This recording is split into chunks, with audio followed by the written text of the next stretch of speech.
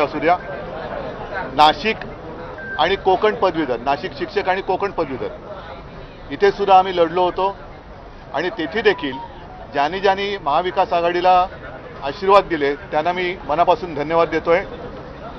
लढाईमध्ये हार जीत होत असते, काही वेळेला हार होते, काही वेळेला आम्ही जिंकत असतो। मी मागेही बोललो होतो की निवडणुकीतली हार जीत हा एक भाग जरी असला तरी हिम्मत हारता कामा नये।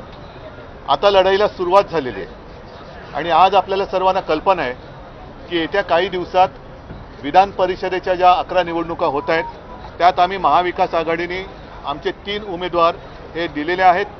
त्याच्यामध्ये काँग्रेसतर्फे सातवताईंचा आहे, शिवसेनेकडनं मिलिंद नार्वेकर आहेत आणि एनसीपी आणि आम्ही सर्वांनी मिळून शेका पक्षाचे आमचे सहकारी जयंतराव पाटील यांना उमेदवारी दिलेली आहे आणि आम्ही तिन्ही पक्ष त्याचबरोबरीने आमचे मित्र पक्ष पूर्णपणाने एकजुटीने हे तिन्हीच्या तिन्ही उमेदवार निवडून आणल्याशिवाय राहणार नाही हे आम्ही महाविकास आघाडी म्हणून आपल्या माध्यमातून तमाम महाराष्ट्रातल्या जनतेला सांगतो आहोत। आता याच्या पुढे जाऊन जे काय एकूण देशात चालले, राज्यात चाललेलं आहे, आज आपल्याला कल्पना आहे की विधान परिषदेचे विरोधी पक्षनेते अंबादास दानवे यांना निलंबित करण्यात आलेले आहे। खरं पाहिलं तर एखादा प्रस्ताव आल्यानंतर माझ्या बाजूला दोन्ही ज्येष्ठ विधिमंडळातले माझे सहकारी आहेत। एखादा प्रस्ताव आल्यानंतर त्याच्यावरती चर्चा करणं हे गरजेचं असतं।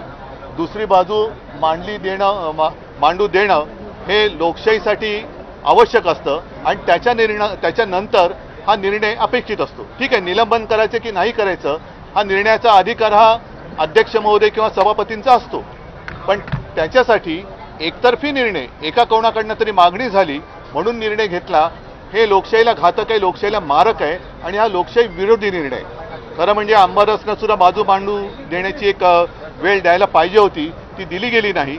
आमच्याकडनं कोणालाही बोलू दिलं गेलं नाही आणि जणू काही सगळं ठरवूनच हे षडयंत्र रचून विरोधी पक्षनेत्याला निलंबित केलं